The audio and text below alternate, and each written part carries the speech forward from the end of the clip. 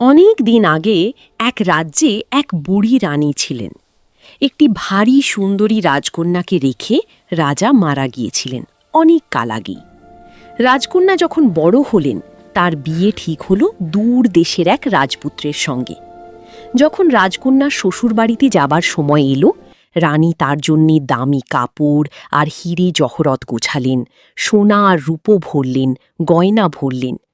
রাজার মেয়ের জন্যে যা লাগে সবই দিলেন, কারণ মেয়েকে তিনি ভালোবাসতেন প্রাণের চেয়েও বেশি। আর দিলেন তার সঙ্গে এক দাসী। সে তার সঙ্গে যাবে আর শ্বশুরবাড়ি পৌঁছে মেয়ের হাত জামাইয়ের হাতে সঁপে দেবে। তারপর রাজকন্যা এক ঘোড়ায় চড়লেন। তার নাম ফালাডা। সে মানুষের মতো কথা কইতে পারত। আর দাসী চড়ল আর একটি ঘোড়ায়।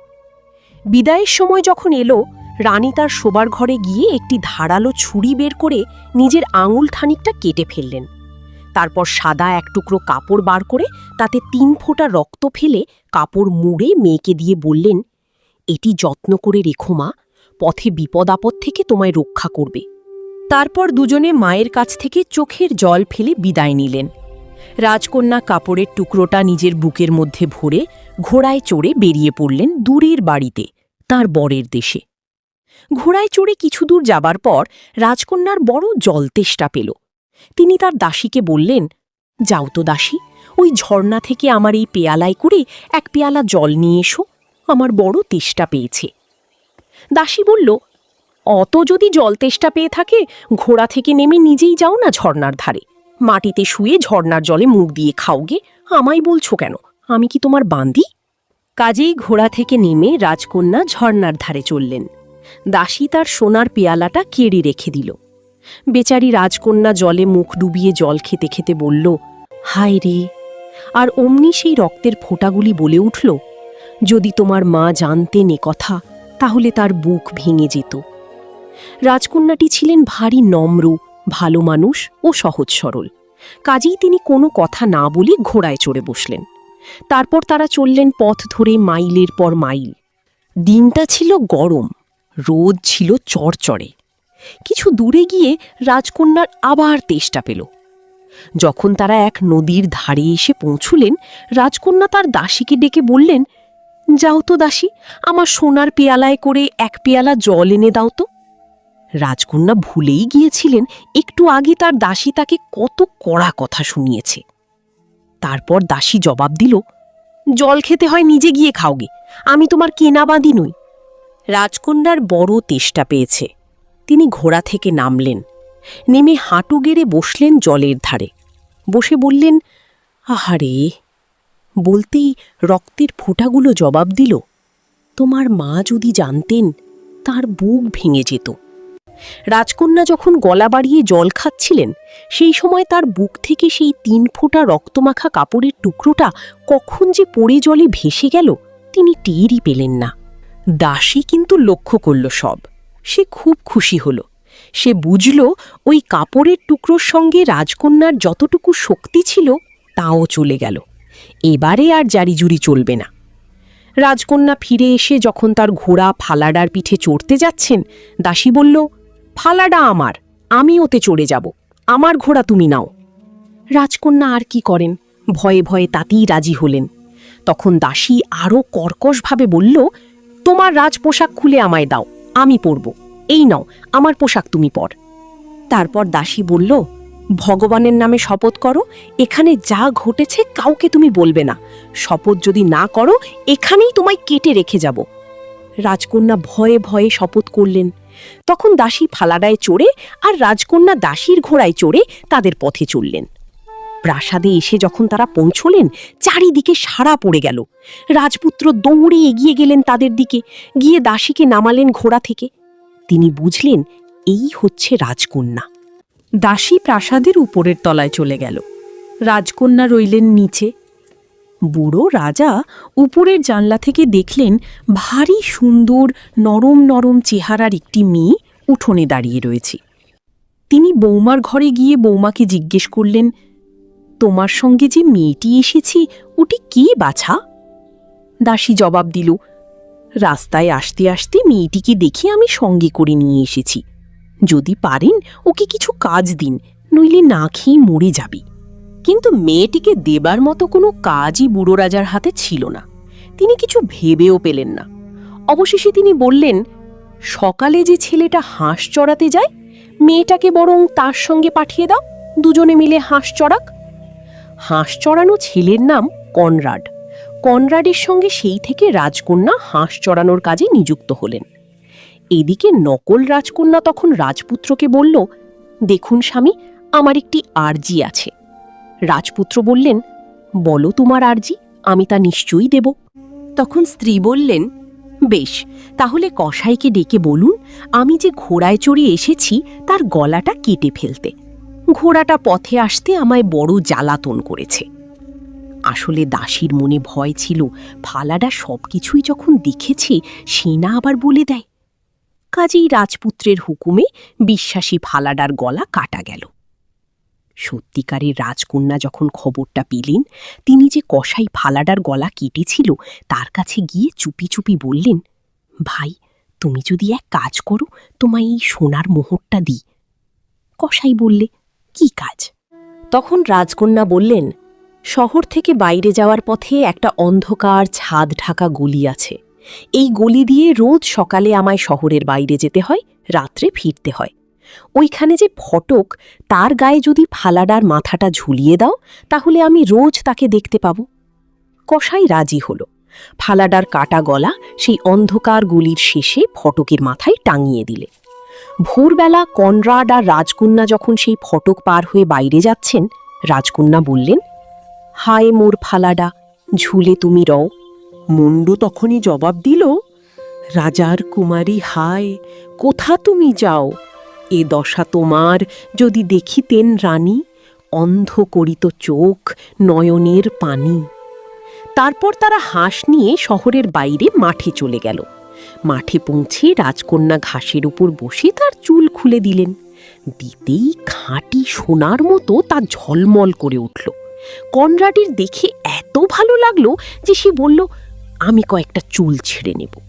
কিন্তু রাজকন্যা বললেন, বাতাস আমার ভাই, কনরাডের ওই টুপিখানা উড়িয়ে দেওয়া চাই। টুপির পিছে ছুটুক ততক্ষণ, বেনি বাঁধা সারা আমার না হয় যতক্ষণ। বলতেই একটা ঝটকা বাতাস এসে কনরাডের টুপিখানা উড়িয়ে নিয়ে গেল। মাঠের উপর দিয়ে ছুটল টুপি, কনরাড তার পিছু পিছু। কনরাড যখন টুপি উদ্ধার করে ফিরল ততক্ষণে রাজকন্যার বেনি বাঁধা হয়ে গেছে, একটি চুলও আর আলগা নেই। কনরাডের মুখ গোমড়া হয়ে গেল, সে আর একটি কথাও বলল না। সারা দিন হাঁস চড়িয়ে সন্ধ্যের সময় তারা বাড়ি ফিরে গেল। পরদিন সকালে যখন তারা ফটকের নিচে দিয়ে যাচ্ছে, রাজকন্যা বললেন, হায় মোর ফালাডা, ঝুলে তুমি রও। ফালাডা জবাব দিল, রাজার কুমারী হায়, কোথা তুমি যাও? এ দশা তোমার যদি দেখিতেন রানী, অন্ধ করিত চোখ, নয়নের পানি। তারপর আবার তারা যখন মাঠে পৌঁছল, রাজকন্যা তার চুল খুলে আছড়াতে লাগলেন, আর কনরাড চুল নিতে ছুটে এলো। কিন্তু রাজকন্যা গাইলেন, বাতাস আমার ভাই, কনরাডের ওই টুপিখানি উড়িয়ে নেওয়া চাই। টুপির পিছে ছুটুক ততক্ষণ, বেনি বাঁধা সারা আমার না হয় যতক্ষণ। তারপর আবার বাতাস উঠল, কনরাডের টুপি উড়িয়ে নিল। মাঠের উপর দিয়ে ছুটল কনরাড টুপির পিছনে পিছনে। যখন সে ফিরে এলো ততক্ষণে রাজকন্যার চুল বাঁধা হয়ে গেছে, একটি কুন্তলও আর এদিক ওদিক নেই। এভাবেই সন্ধে অবধি তারা হাঁস চড়িয়ে বাড়ি ফিরল। সেদিন বাড়ি ফিরে কনরাড রাজার কাছে গিয়ে নালিশ করল, মহারাজ, আমি ওই মেয়ের সঙ্গে আর কোনো দিন হাঁস চড়াতে যাব না। রাজা বললেন, কেন? সে বলল, ও রোজ আমার পিছনে লাগে। মহারাজ বলল, কি রকম শুনি? তখন কনরাড বলল, সকালবেলা যখন আমরা অন্ধকার গলির মধ্য দিয়ে হাঁস নিয়ে যাই, ফটকের ওপর যে ঘোড়ার মাথা টাঙানো আছে, মেয়েটি তার সঙ্গে কথা কয়, বলে, হায় মোর ফালাডা, ঝুলে তুমি রও। মুন্ডু তখন জবাব দেয়, রাজার কুমারী হায়, কোথা তুমি যাও? এ দশা তোমার যদি দেখিতেন রানী, অন্ধ করিত চোখ, নয়নের পানি। তারপর মাঠে আর যা যা হয়েছিল, কেমন করে তাকে টুপির পিছু পিছু ছুটতে হয়েছিল, সব খুলে বলল। তারপর রাজা কনরাডকে সে রোজ যেমন যায় তেমনই যেতে বললেন, আর নিজে লুকিয়ে রইলেন সেই অন্ধকার গলির ফটকের পিছনে। সেখানে লুকিয়ে থেকে তিনি সমস্ত কথাই শুনলেন। তারপর তাদের পিছনে পিছনে চললেন মাঠে। একটা ঝোপের আড়ালে গা ঢাকা দিয়ে তিনি দেখলেন মেয়েটি তার চুল খুলে দিল, আর রোদ পড়ে তা সোনার মতো ঝলমল করে উঠল।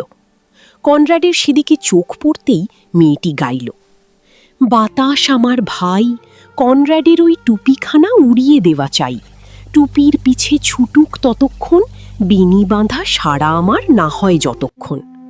বলতেই একটা দমকা বাতাস এসে কনরাডের টুপি উড়িয়ে দিয়ে চলে গেল, আর কনরাড ছুটল তার পিছু পিছু। সেই ফাঁকে মেয়েটি চুল বাঁধার কাজ সারা করে ফেলল। রাজা সবই দেখলেন।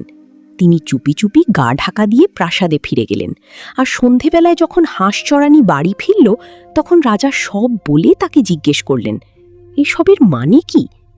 মেয়েটি বলল, এর মানে কি আমার বলতে মানা মহারাজ, কারণ খোলা আকাশের তলায় দাঁড়িয়ে আমি শপথ করেছি কোনো মানুষকে আমি তা বলবো না। শপথ না করলে আমার প্রাণ যেত। এসব শুনেও রাজা অনেক অনুরোধ করলেন, কিন্তু মেয়েটি অটল। শেষে রাজা বললেন, বেশ, তুমি যদি কোনো মানুষকে তোমার দুঃখের কথা না বলতে চাও, তাহলে এই যে লোহার উনুন, একে বলো, আমি চললুম। এই বলে রাজা ঘর থেকে বেরিয়ে গেলেন। রাজকন্যা তখন উনুনের কাছে এগিয়ে গিয়ে কাঁদতে শুরু করলেন। তারপর চোখের জলের সঙ্গে মিশিয়ে তার দুঃখের কথা একই একই সব বলে গেলেন উনুনের কাছে। এদিকে রাজা বাইরে গিয়ে উনুনের যে নলের ভিতর দিয়ে ধোঁয়া বার হয় তাতে কান দিয়ে দাঁড়িয়েছিলেন। এভাবে তিনি সব শুনে ফেললেন। তারপর ঘরে এসে রাজকন্যাকে বললেন, তুমি উনুনের কাছ থেকে সরে এসো মা। বলে তার হাঁসচরণী পোশাক খুলে তাকে রাজকন্যার মতো সাজালেন। অপরূপ রূপ ফুটে বেরোল। রাজা তার ছেলেকে ডেকে পাঠিয়ে বললেন, সে যাকে বিয়ে করেছে সে হল নকল বউ, রাজকন্যার বাদী। আর এই হচ্ছে সত্যিকার রাজকন্যা, যে ছিল হাঁসচড়ানি। রাজপুত্র রাজকন্যাকে দেখে মুগ্ধ হলেন। তারপর এক মস্ত ভোজের আয়োজন হল। যত সভাসদ, পারিষদ, বন্ধু আমন্ত্রিত হলেন। তারপর রাজকুমার খানার টেবিলের মাঝখানে বসে তার এক পাশে বসালেন সত্যিকারের রাজকন্যাকে, অন্য পাশে বসালেন নকল রাজকন্যাকে। চারপাশের জাঁকজমক দেখে নকল রাজকন্যার চোখে এমনই ধাঁধা লেগে গিয়েছিল যে সে আসল রাজকন্যাকে চিনতেই পারল না। যখন সবার পানভোজন সারা হলো, সবাই যখন আমোদে উৎসবে মেতে উঠেছে, সেই সময় রাজা উঠে দাঁড়িয়ে নকল রাজকন্যাকে উদ্দেশ্য করে তিনি বললেন, বলতো রাজকন্যা, যে লোক তার প্রভুকে ঠকায় তার কি শাস্তি পাওয়া উচিত? মনে কর চাকর নিজে প্রভু সেজে প্রভুকে চাকর সাজিয়ে প্রভুর যা কিছু পাওনা সব কেড়ে নিল, এক্ষেত্রে চাকরের কি শাস্তি প্রাপ্য? নকল রাজকন্যা তখন বললেন, এই শাস্তি এমন হওয়া উচিত যে বঞ্চককে একটা ধারালো গজাল পোতা পিপের মধ্যে পুরে খোলা রাস্তা দিয়ে গড়াতে গড়াতে নিয়ে যেতে হবে। 2 সাদা ঘোড়ায় টেনে চলবে পিপে, যতক্ষণ না বঞ্চকের মৃত্যু হয়। সভাশুদ্ধ সবাই শুনল রাজার হেঁয়ালি আর তার জবাব। তখন রাজা বললেন, আপনারা সবাই তো সব শুনলেন, এখন যার শাস্তি সে নিজেই গ্রহণ করুক। কি শাস্তি হবে তা সে নিজের মুখেই বলেছে। এই বলে রাজা সব ঘটনা খুলে বললেন। তারপর রাজকন্যার পাপের শাস্তি যখন পূরণ হল, তখন রাজপুত্র মহা সমারোহে সত্যিকার রাজকন্যাকে বিয়ে করলেন, আর বাবার মৃত্যুর পর তার সিংহাসনে বসে সুখে রাজত্ব করতে লাগলেন। তো বন্ধুরা, গল্প কেমন লাগলো কমেন্টে কিন্তু অবশ্যই জানাবে। আর হ্যাঁ, চ্যানেলটি সাবস্ক্রাইব করতে ভুলবে না কিন্তু।